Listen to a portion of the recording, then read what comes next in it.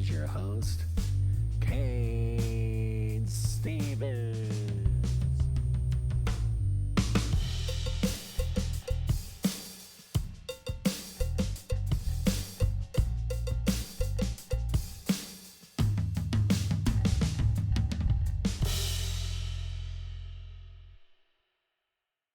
All right, everybody. Welcome back to the Cain Stevens Super Show. I'm once again your host, Cain Stevens, as you know, and I have another super guest on our hands for the Super Show. I've got a lady who has done a ton of things, probably done more things than me, but I'm so very happy to have her on the show. I mean, she's a speaker, she's a performer, she does improvisation. She really does it all. She has a podcast called Stranger Connections, which you can find, is it Connections or Connection? You said it just right. Stranger Connections. She's an author. She's doing it all. We've got Lisa David Olson, everybody. So let's give her a round of applause. All right. Welcome to the show. I am thrilled to be here because a guest saying that they're not thrilled, like, this is really annoying. I wish I was doing anything but this show. That would not be good. But I really am happy to be here. Sometimes you do get those guests, though. You know what I mean? You can feel it. Yeah, like you're pulling teeth with them. Like, didn't you agree to do the show? Like Exactly. We talked about this. Talked about this. You agreed. But no, I'm super glad to have you here. You already seem like you're a very happy person, positive person. Tell me more about the speaking engagements that you do, that type of stuff. The most recent one I had was through the snowstorm yesterday morning. We had a horrible snowstorm. Let me tell you how bad it was in Minnesota. How bad was it? The plows stopped running. I had never heard of that. You're in Nebraska. You've probably heard of that. I have not heard of that. And did I mention my husband's at work right now in Hawaii? Not even upset about it.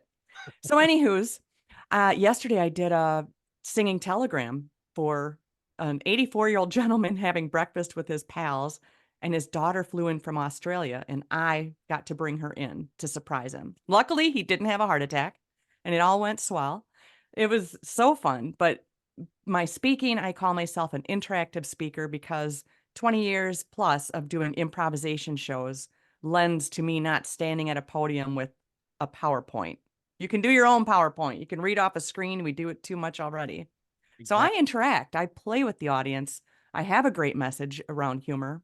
I've done 3 TEDx talks, and my latest one was about connecting with strangers and how one simple question can open conversation with anyone.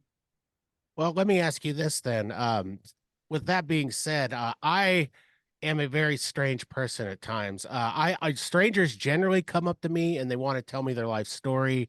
They want to pick up my baby when they have one arm at Walmart. They want to do all this stuff. Don't touch my baby. Touch my baby. And but I can be very awkward. I was a musician. I performed in front of people. I used to have kind of a switch that I could turn off and on, where when I turned the switch off, I was horrified of people, but when I could turn it on, I would try to be the life of the party, or people would tell me I was the life of the party, which was shocking to me. And so how do you connect with strangers, especially if you're an awkward person, or like your social anxiety is out of control, or you're terrified of people? What do you do? I don't believe that we have those silos like introvert, extrovert. People like to do that, or people might announce awkwardly, I have ADHD. That's none of anyone's business. I think we all have our moments, and I don't care if you say it. I don't, it's like my son was telling me the other day, like people just saying, I have OCD because I have to lock the door 3 times, and how they announce it. I don't know how that makes someone feel better, because maybe they want you to open up and share your awkwardness so they feel less awkward. But Right. The word authentic is not something you'll ever hear in my podcast. If my guest uses it, I generally will say, let's not use the A word, because how are we not each individually A word? So it's overused and I don't like it. But I think the fact that people want to come up to you, you definitely have a vibe about you that maybe they want to play with you or touch your baby. Don't touch my baby. Try being pregnant and people want to tap your belly. That's not cool. Well, that's not, especially for a guy, because then they're just suggesting that you're fat, like you look like a Buddha or something. There's that. But people are fine. I feel like I could be approachable. Like people smile at me, and I'm always like shocked by it. Like I mean, like all walks of life type people. And it's not like I don't want to use the A word either. That's not even technically where. But another A word I do want to use is anxiety is a thing, right? But it's been talked about by so Yeah. many people. I mean, we could do anxiety awareness till we're blue in the face, right? Yes. But we're human beings and we all have different minds. I have a different mind. My mind probably moves in a certain direction. Maybe it's too fast at times. And so when I meet people, maybe I start thinking about all the scenarios that are coming up, all the possible outcomes of the conversation. You get what I'm saying with that?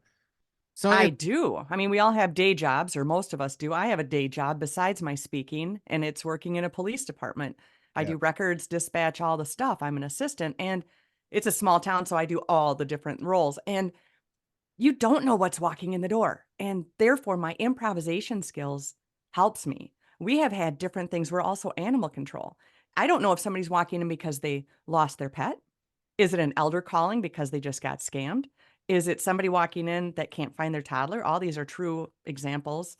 There's people on drugs that come in, all the things. Without my improvisation skills, I don't think I would shine in my role as I do.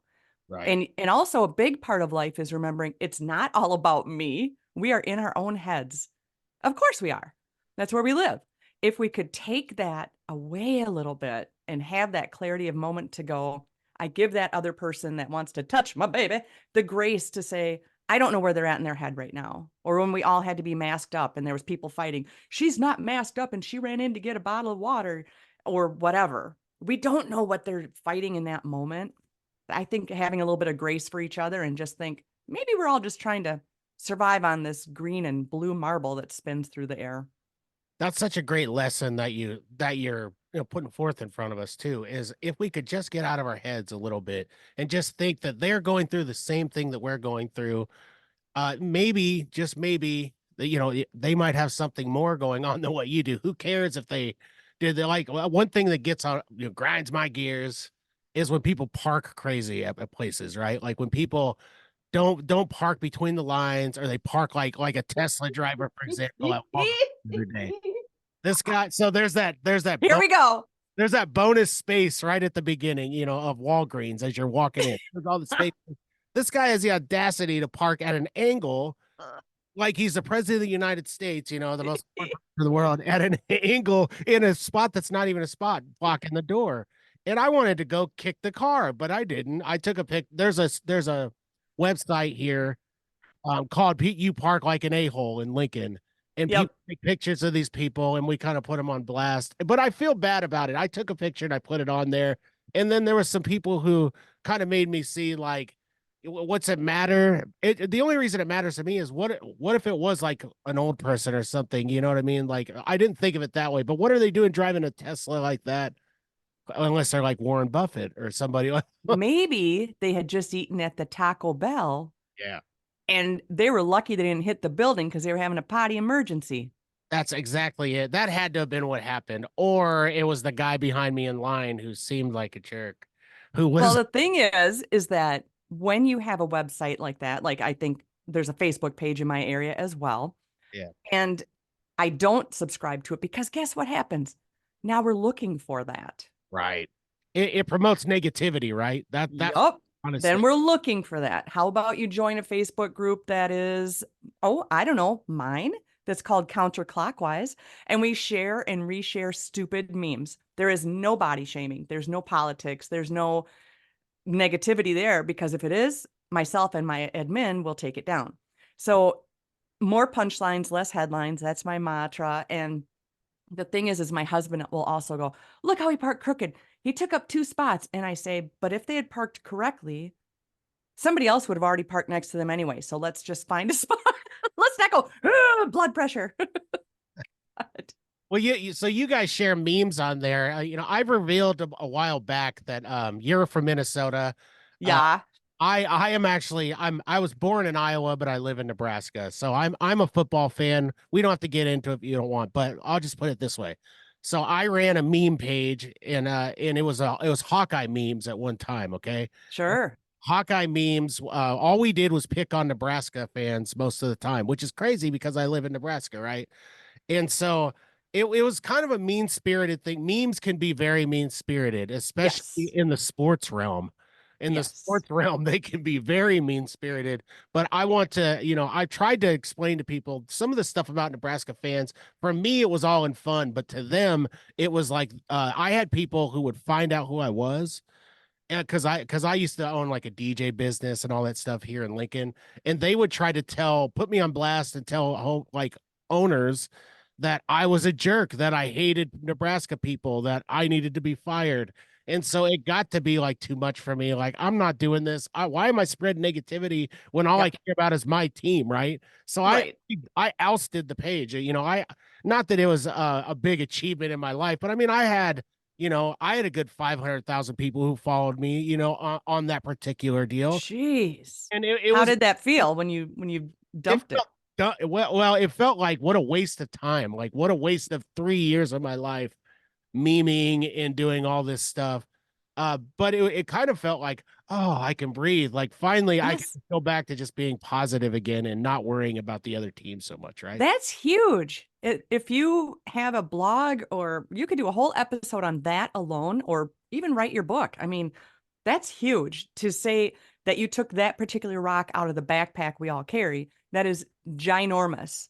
And it is so amazing because we do have a buddy that, I'm right on the border of Wisconsin, and it's always Packers and Vikings. And you know what? I don't care about the sports ball. I will come to your party and eat the food though. Yeah. But we do have one guy that is constantly pounding and going after, the Bears suck, whatever. How does that bring you joy? And you are not going to change the mind of anyone who read it. How does that bring you joy to create that angst and that, fight, or they lost, but we won and whatever? You I could probably just go walk a dog or something. Well, it just when I was a kid, it mattered. When I was a kid, like every game mattered. Every NFL game mattered.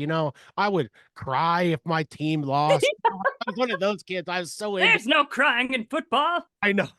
And so, but as an adult, I look at it as it's so stupid. Like we're so into it, but it's just a game. I mean, like it's at the end of the day, it doesn't really matter. It doesn't change my life. Like even if my team won the national title and I could, hold a championship belt over my head, did I win? Yes. No, I did. I didn't win. I can't say we did it. All I can say is Right. they did it. So good for them, right? You're sitting there with Dorito frosting on your fingers and Yeah, burping up Mountain Dew, going, "We did it, man." we did it.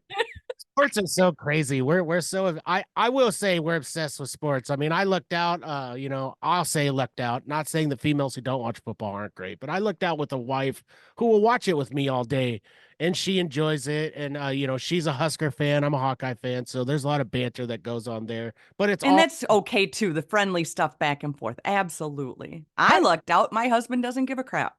you lucked out in your way, exactly. I Well, kind let me be clear. It's my third and final husband, so, of I well, learn along the way.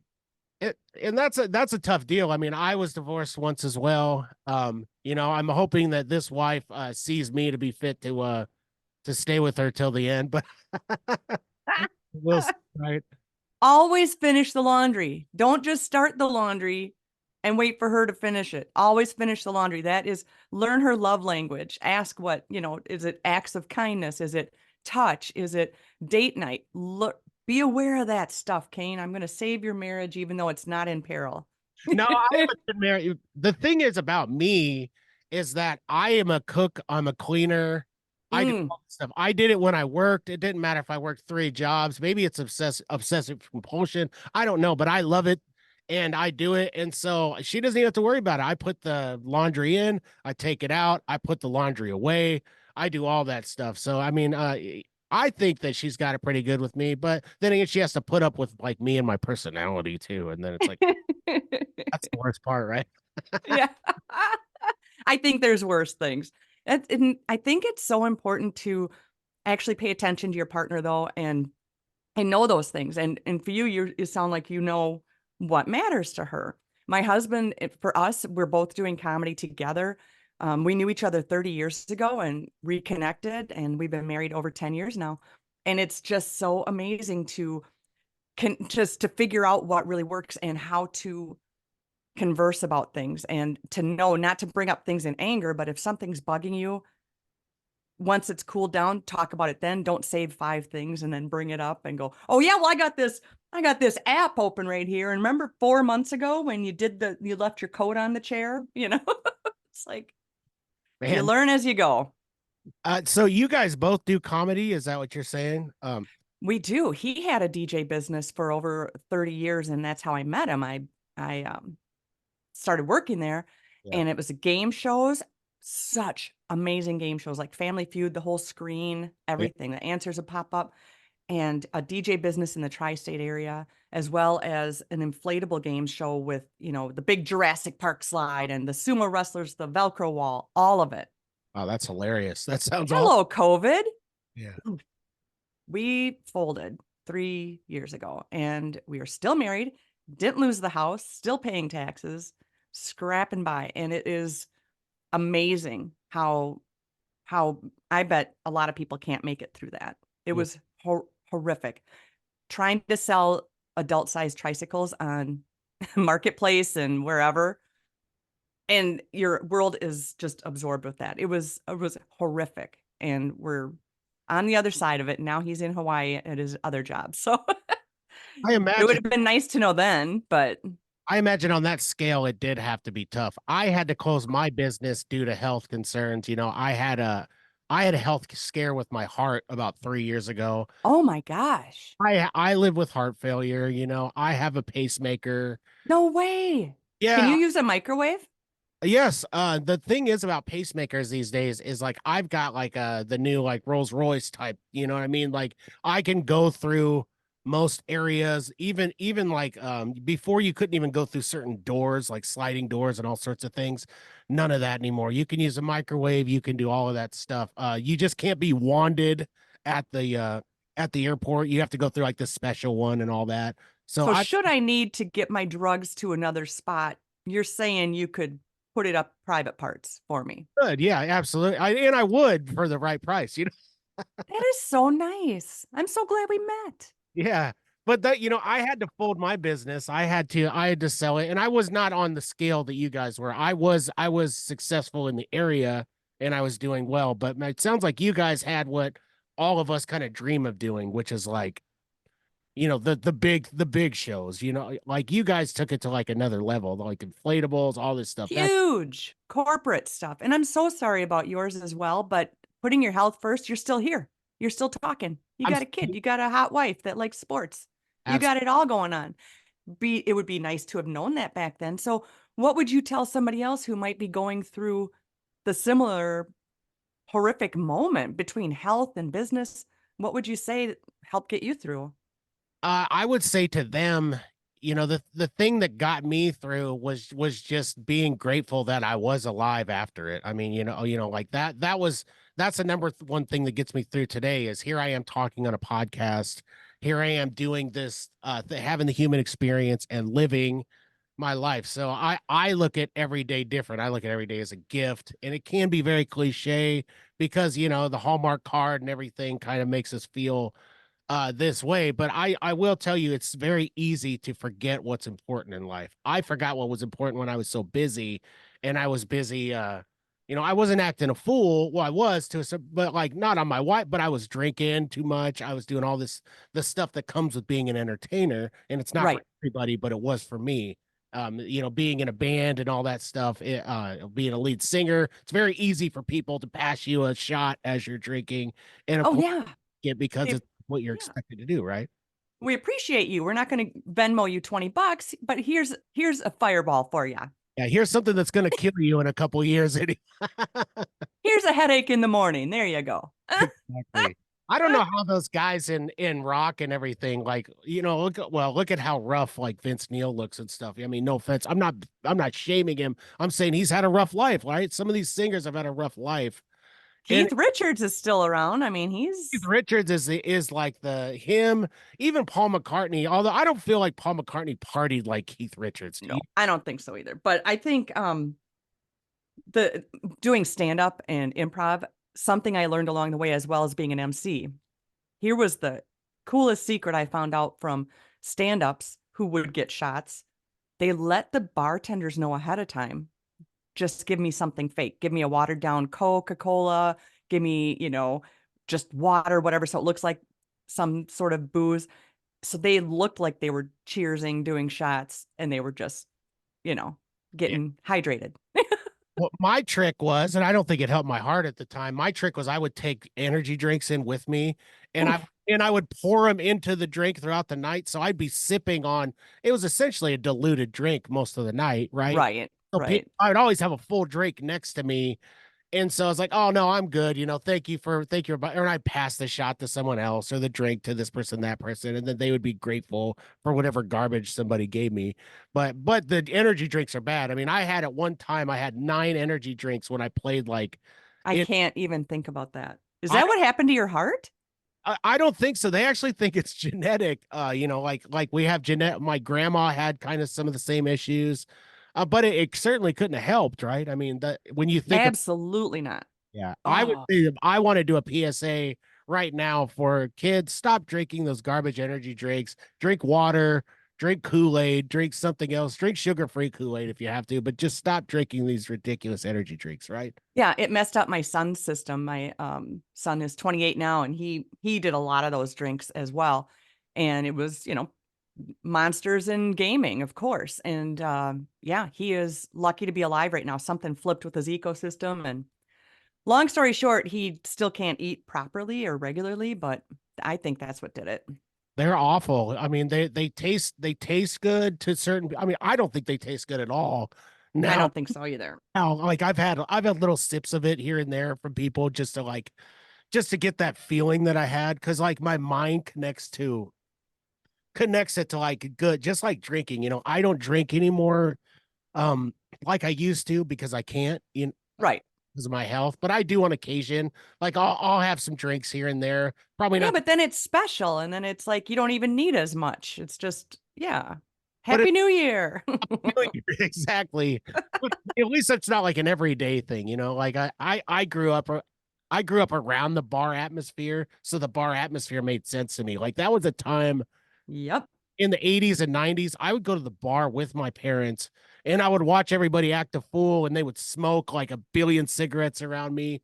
It's shocking that everyone doesn't have lung cancer. Oh, That did I that. know, I know. So I'm older than you. My mom smoked in the house. Yeah. You'd go and take down the duck picture that's been up there for, 20 years, and then there's the square around it because of the smoke on the walls. You didn't think as a kid, oh, that's in my lungs too. Huh, cute. But being a DJ, I was thinking of this.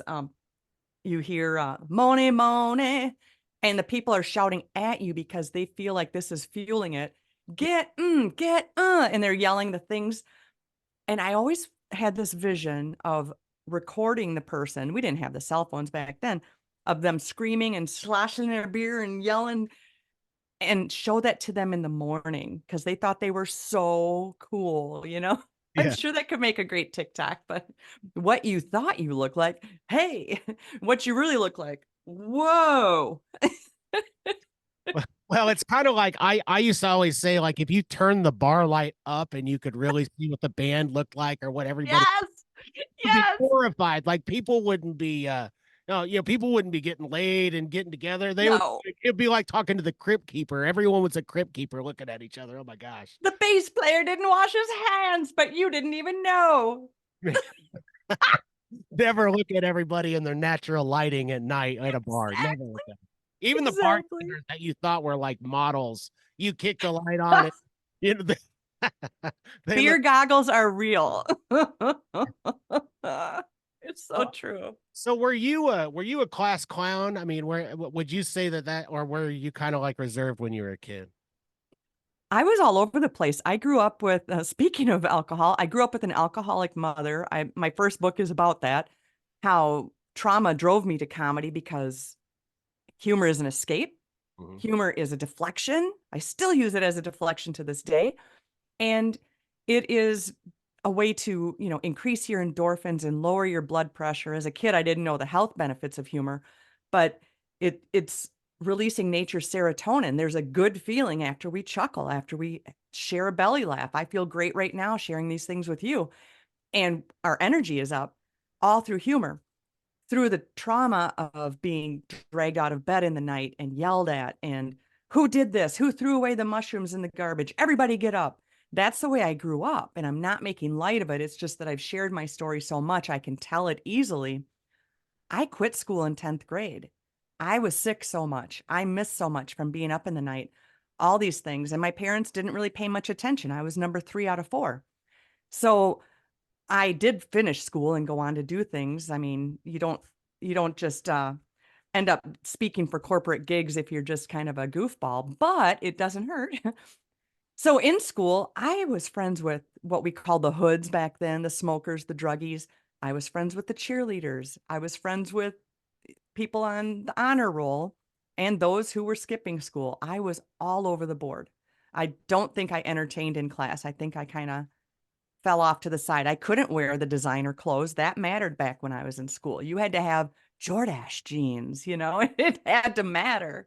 So no, I don't think I came out of my shell until I found myself as being a 17-year-old looking for an apartment and jobs. It was just crazy. I didn't even have my driver's license till I was 18, Yeah. which is tough. You could drink at 18 back then. So I was in bars at 17, but I couldn't drive, so I was taking the bus. It's just so stupid That's when wild. you when I think of it. And my 2 sons know about alcoholism in the family on both sides, so they know about it, and it didn't stop one from having issues, but he's sober now and he's a sober bartender. My life is lovely and weird. Did it deter you from drinking, or did you find drinking later on like a lot? Like, did you drink in excess when you were old enough to? I did when I was 18. I was drinking at 17. I grew up with it. So no, I mean, I remember first being drunk when I was 14, Hmm. and it was slow gin. You never forget the first one that nearly killed you. Why do we have slow gin in the house? And so creamed mint. So I did drink a lot when I was a teen, and as I got older it wasn't as much, but I was in a band. I did all the stuff. So yeah. I grew out of it, luckily lived to tell the tale, but when Yeah. you're on your own and struggling to make ends meet just because you had to get out of that toxic house. Right. I've got stories for days on that, but I made it, and I do drink now, but certainly never more than 2, and 2 would be a lot. Not to that level. Yeah. Oh God, no. No, no, no. So did I too was a I too used humor when I was a kid to get through certain things in my life. Like, it wasn't like I had a terrible life. I mean, my parents were drinkers and partiers, but I mean we had a good family. They didn't wake us up or anything like that. Unless they were like, bickering with each other, as people do when they come back. But it really wasn't like that. It was just more other things. I mean, I was kind of a fat kid, so but I was an athletic fat kid, so I would get bullied, but I was good at like fighting and stuff. So I would do two things. I would use fighting and I would use humor to my advantage. You know what I mean? Like, oh, you're making fun of me, pop in the nose. Like, that's terrible, right? And when I think about it now, I'm like, thank goodness I grew as a person to not be that person, like not be so angry at everybody, and not really just. I mean, I can't describe to you. Like, I hope my kids never get into a fight unless they absolutely have to defend I themselves. know it sucks because kids nowadays never get a break. When I was in school, the bullies were at school. You got the weekend off. Yeah, Now with social media, the things I see at the day job, I'm telling you, the mom that came in and was mad because a man was trying to get to her daughter on Snapchat. She let her 9-year-old daughter be on Snapchat. Let's go there, mom. yeah, I couldn't say it, but I think one of the police officers certainly had a chitty chat about it. You're mad because somebody's lurking on her Snapchat, but she's 9 years old with her own cell phone and on Snap. I mean, there's some logic that could be spread around too. Well, maybe I'm getting old, but I don't understand Snapchat one bit. Like I understand all the other social medias. I use them for promotion. I get them just fine. I love TikTok. I just don't understand the allure unless I were younger of Snapchat because really nobody cares about what I'm doing in that split second for me personally. I will tell you the lure of it. The Okay, allure and lure whatever. is that the messages go away. Yeah. So I can send you a dick pic, which Yeah. would be odd because I don't have one, but and it goes away, or does it? Right. But kids think everything goes away. And so therefore the bullying or the kid stealing shots out of the cabinet or whatever, there's a lot of things that go on, and younger thinks it all goes away. And so that's what it is. It's checking in really quick. That's why you see the kids, I'm getting in the car. Chit, I'm getting out of the car. Chit, chit, and so it's this quick, where are you, checking in? And that's why it works for certain ages. That's really crazy that that's where our society morphed to. You get what I mean though? Like, Our brains, I mean, think about your kids. It's so loud. It's too much. Here's a book. What do you do with these? right. Nothing happens when I touch the page. This sucks. Yeah. And then I have the one kid who told me she read 900 pages the other day of a book. And I was like, and like didn't go to sleep until like 4 in the morning to finish. That's to be celebrated. She gets ice cream for breakfast. You kidding me? I know what is it with this kid? She It's earned a personal pan pizza from back in the day. Remember we could read and earn a pizza? yeah, absolutely. Now now we don't read and we eat like too much pizza, so it's a Did different. you celebrate that? That is amazing. Well, I definitely told her like you should have gotten sleep because it was like a night before school, but I can't really knock her down for reading. Like I'd think give her the day off. Here's a reading lamp. Here you go, kid. she's a good kid. I love that my kids are readers. I love that they'll go to Barnes and Noble and they'll spend a boatload of Yes. money on. Fantastic.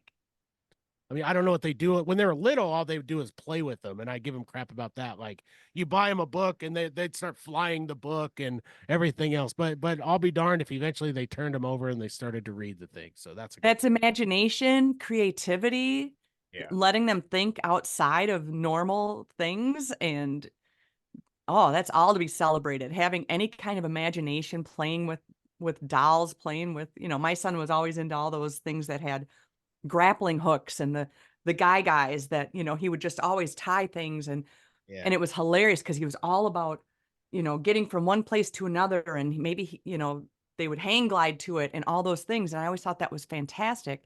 Now this past summer our tree broke, and here he is, he goes to his van and gets ropes, and he's tying all the bundles of branches because it's at the base of a hill, and Yeah. he brought everything up in one swoop. I'm like, all those skills from when you were 3 years old underneath the table tying things up. We died laughing.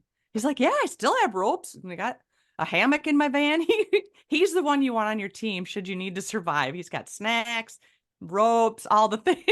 See, I thought my kids were going to be all three of them were going to be hoarders because like the thing that they did when they were little was they would take as many toys as possible in their play and they would smash them into a backpack or they Oh, would line them all up, but how cute. it was always like everything they had was smashed into an area. I never So understood. great.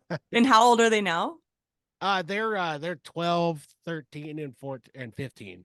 Oh man, that is so cool. Just watching all the changes, and you're getting close to the time where they're going to hate you. So Yeah. be prepared.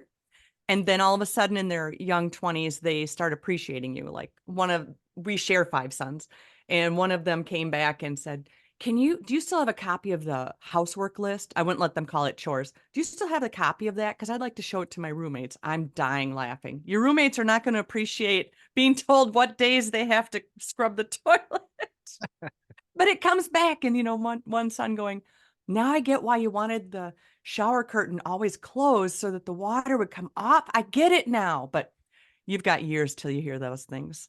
I'm a big teaser. I like to tease my kids all the time. I like to laugh with them. I like to give them goofy nicknames and stuff. But I notice the older they get, the more annoying I become. So I must be right on the Mhm. cusp of them just completely hating me. Correct. Correct. Don't take it personally. It's part of the maturing, and they don't get their adult brain until they're 26. So hang in there. And that is a fact. Excellent. Fact, fact. Well, I hate to do this to us, but this is a portion of the show where I take a break for my sponsors. Um, I do have some great sponsors to mention here in the Lincoln area. If you're ever here, I have Roots Music Shop in Lincoln. If you want to buy an instrument, Ryan's the best in the biz. He's always done me solid. He's always been a good friend of mine, but he is the best, I would say, the best music instrument shop owner around. Also, I have Slying Tattoo with Bryce. If you want to get a tattoo and you're tired of getting a butterfly or the crappy tribal tattoo that I have when I was 16, go to Bryce, get that thing covered up and make it look better. And then we have the Elegant Sasquatch. So now we're going to play a commercial from the Elegant Sasquatch. And when we come back, I hope all you beautiful bearded gentlemen are ready to make those beards shine like gold.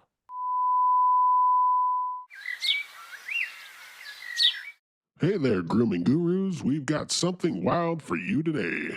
That's right, folks. Get ready to tame the untamed with products that redefine the beard game. Introducing the Elegant Sasquatch Grooming Company. Elegant Sasquatch, that sounds like a contradiction, doesn't it? Well, grooming should be an adventure, my friend, and with these products, you'll embark on a journey to the grooming wilderness. So, what makes the Elegant Sasquatch so unique? It's all about taking your beard from beastly to beautifully wild. Picture this, you wake up and your beard looks like it just got back from a spa day. That's the magic of their high-end beard balms. Spa day for the beard? Sign me up. And let's not forget their beard butters and oils. It's like giving your beard a tropical vacation. I'm talking about a beach party for your facial hair. A beach party for the beard. This company's got the best marketing ever. Oh, but we're not done yet, folks. The Elegant Sasquatch Grooming Company also has beard washes that make shower time a majestic experience. Showering with Sasquatch, that sounds like a reality show. It does, but seriously, listeners, if you want to sophisticate your outer beast, head over to elegantsasquatchco.etsy.com and use the code SUPERSHOW at checkout for an exclusive discount of 20% off. You can also find them on Facebook and Instagram. Check them out, like them, and while you're at it, tell them the Super Show sent you. All right, everybody. That was our that was our portion of the show where we bring the sponsors in. They're not necessarily paying for the lights to be on, but they are helping me to keep the show going and everything else. So we would appreciate that. We have a wonderful guest. If you haven't been tuning in the first half, I don't know what you've been doing. I don't know if you've been laying under a rock or whatever, hiding under a blankie with your teddy bear. But now you need to come out and you need to enjoy the rest of the show with my guest, Lisa David Olson. She's here. She's in front of us. And we're talking about really a plethora of things, hasn't it been, Lisa? We've kind of hit like a bunch of different spectrums of things, right?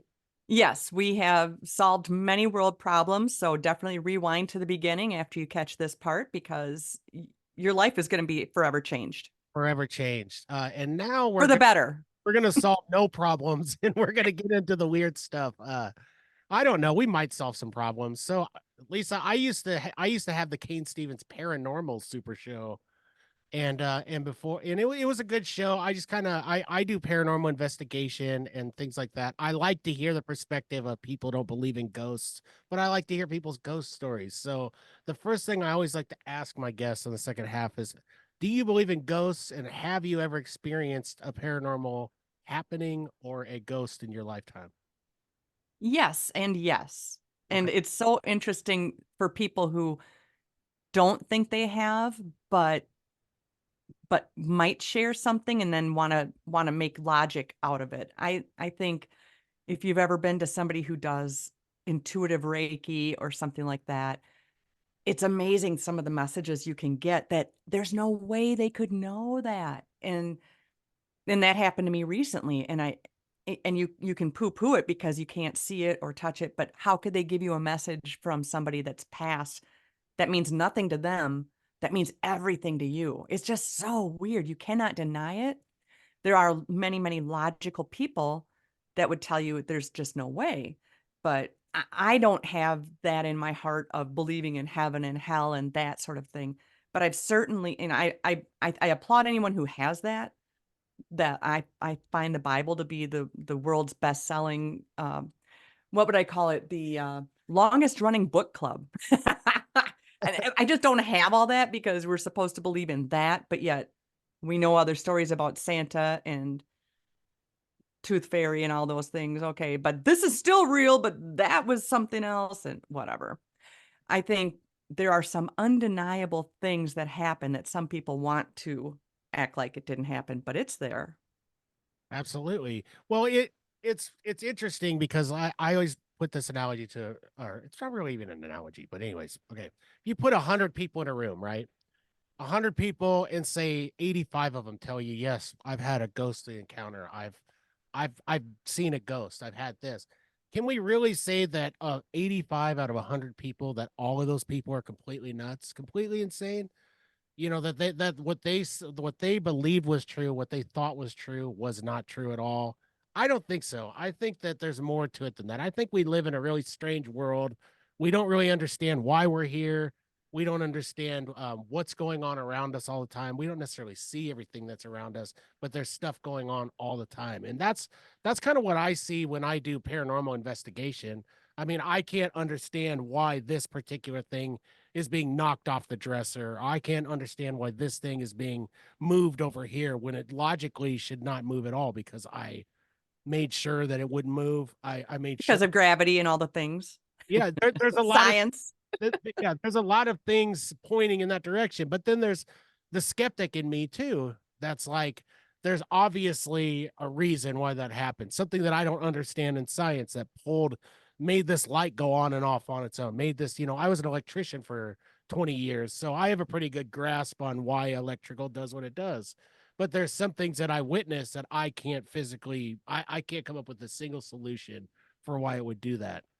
So that lends me to the idea that it is in fact paranormal, right? It's no longer normal. It's the opposite of normal. It's paranormal. I can't explain it. It doesn't mean that it's a real haunting unless you actually investigate for a long time. You make contact with this thing, whatever. I was in a house the other day where we were investigating, and there was a female voice that came out twice as we were in the basement. There were females with us, but it was none of them. It was a voice. It was a muffled voice that came from the corner, and it was so loud that we were all startled by it, like it came from out of nowhere, and it came out twice, the same voice.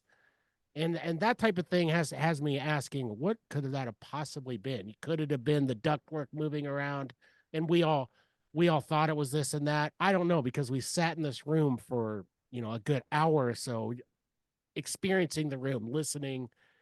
I don't know. I don't know what the voice was. I've heard voices in other places. Maybe I hear voices even when I'm not, maybe it's mental illness. Who knows, right? That's what a lot of people say it is. I don't think so. Do you use special equipment? Were you trying to communicate, or what was the setting? We were basically sitting in somewhat of a disorganized circle. We had equipment there. We had electromagnetic field connectors. We had everything. We had sensor balls, all around. We had all sorts of things that the thing could touch or whatever. But this was just a voice in the room that appeared in the corner of the room, and we have no idea what it was. It's terrified all of us for a second. We all kind of shot up, and we were asking questions. So it makes me wonder: was it trying to answer the questions?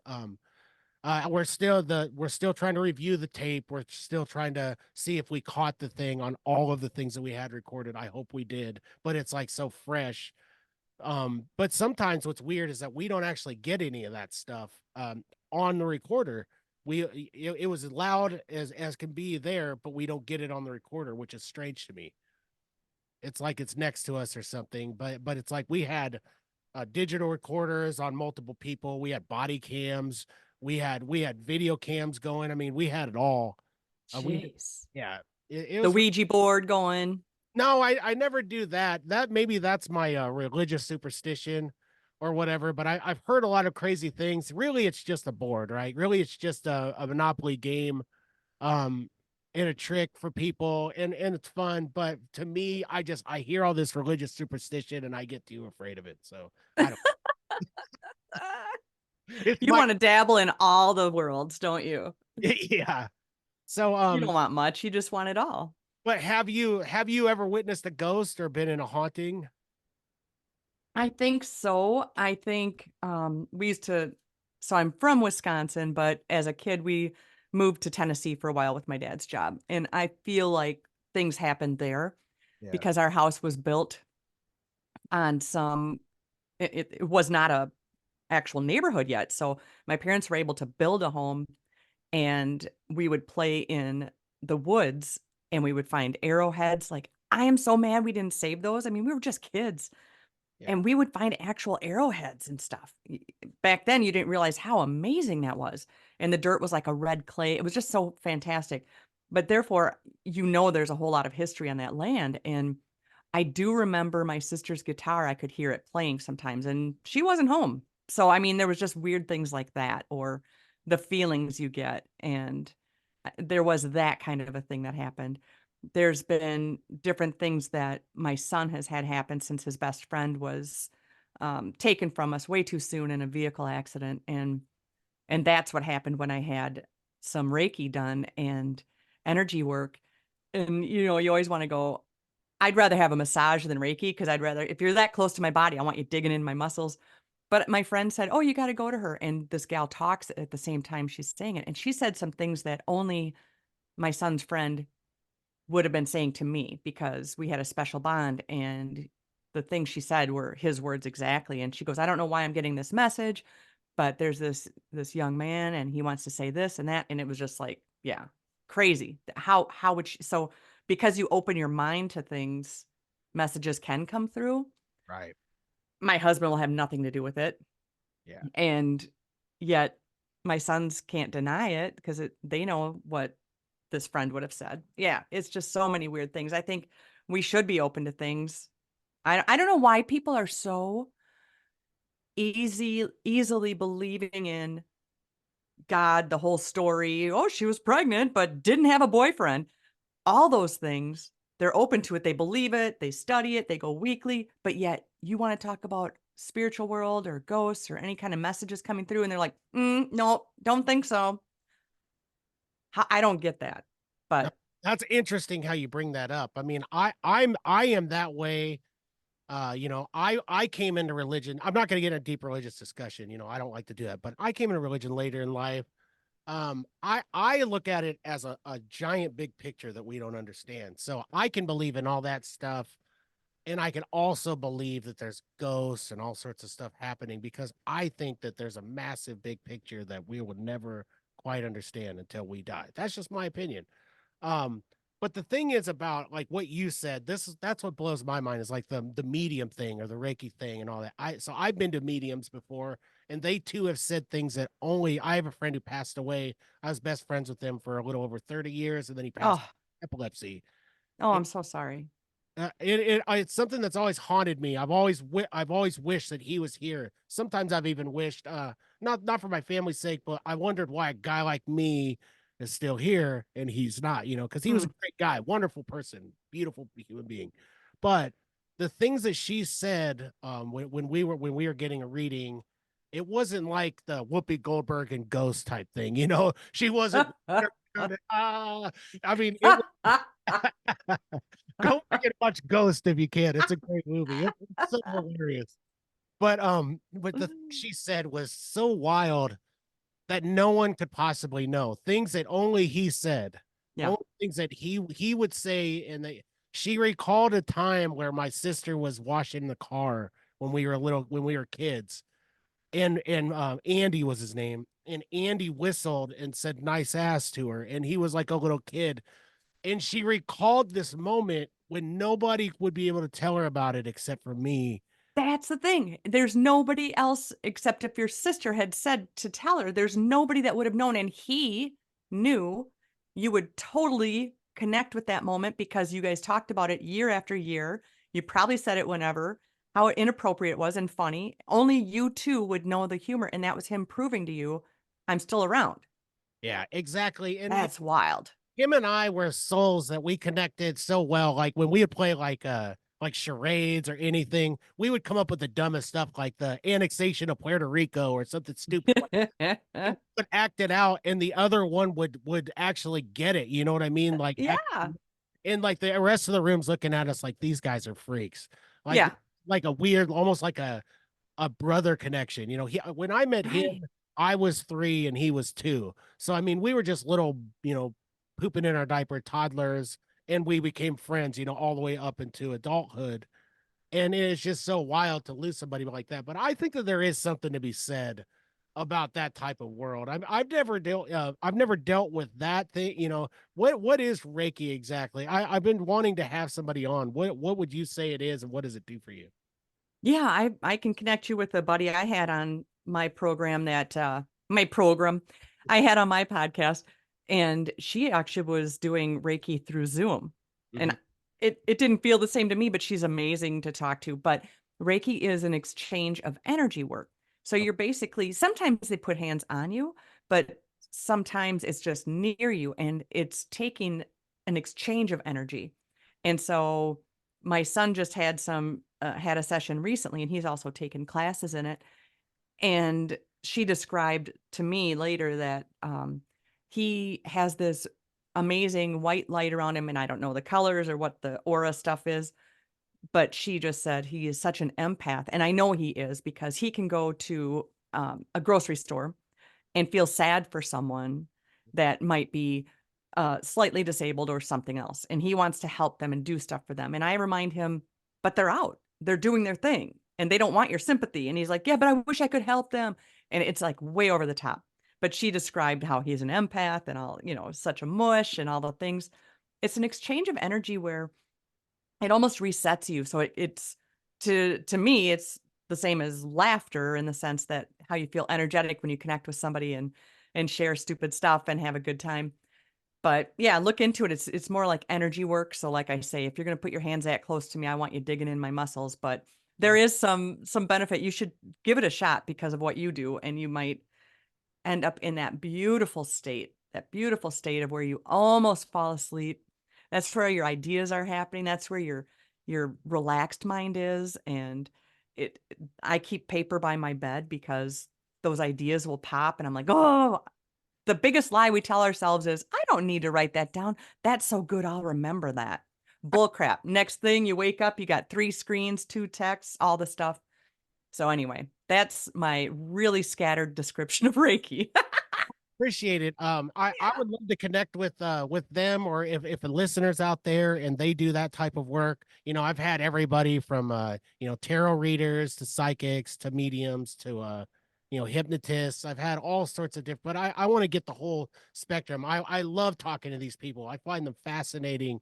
I actually produce a podcast for a lady who's an intuitive, and she's very she says she's not a psychic, but she can tap into people and really she's really fantastic. Her name's Heather McCain. It's a show called Soul School, and I would invite you to check that out as well. There's a shameless plug for her. No, I didn't make any plug, but I do produce the podcast. It's very fun. I Um, think it's great to connect people. it is. That's what it's all about. That's like this, it's fun to talk to people of all walks of life. It's fun to talk to people all over the world. Like you and your podcast. I'm sure you talk to people from all over. I talk to people from across the pond in England. I talk to people in Australia. I talk to people all over. Whoever will get on my show really and want to talk to me about something, I'm good with it. It's a beautiful thing. The internet's great for this. That's right. I know we're running down pretty close here. I don't want to keep Yeah, I'm officially out of coffee, so we're cutting this out. you. I want you to, if I know you said you didn't want to, they can find you, but please just point people into some directions of some of the things that you'd like to promote. I'd love to give you that time right now.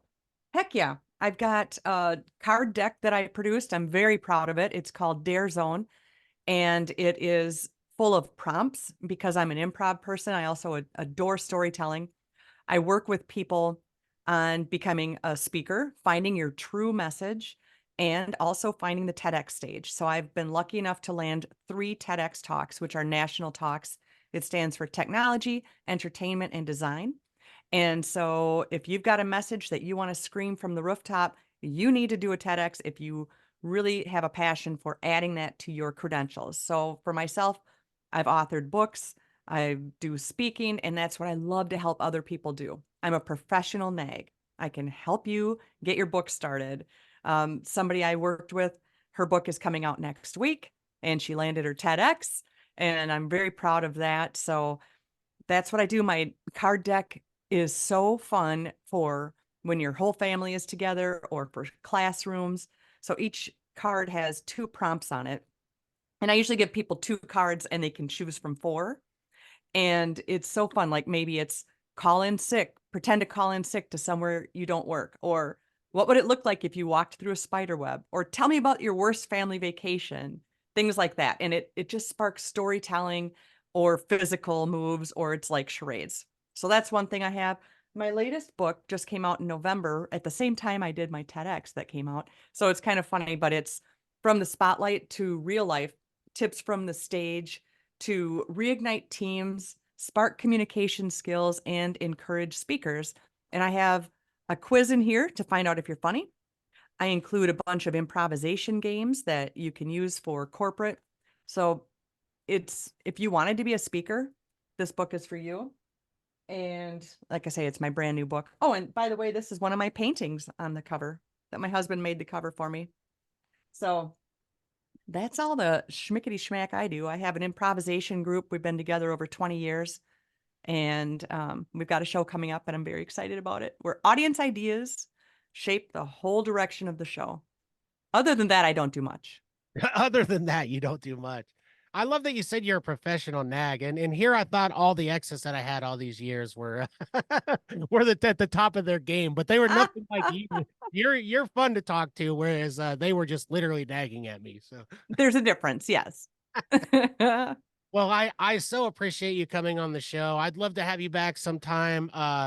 You know, if you don't I go, think I'm busy that day. yeah. Oh crap. Well, So. most people are. Yeah, you were a great guest. I think that it's going to come off very good. And let's give Lisa David Olson another round of applause. Everybody. What? Yeah. You did one. Usually I don't give 2 round of applause just at the beginning, but I thought that you were a wonderful guest. So thank you for being on the show. And you're a fantastic host. And thank you to the fantastic sponsors who are going to touch up my tattoos. And what else are we doing? Music, instruments. They're going to freshen your beard if you have that. Wait, you don't? You don't know. I don't know. Get my next harmonica over there. Well, thank you for your time, and we will see you on the other side. Thank you. Bye, Cain.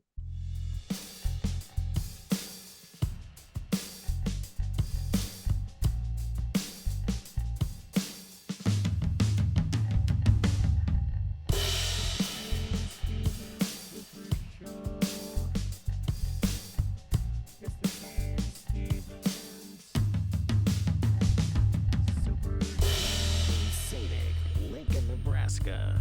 Here is your host, Cain.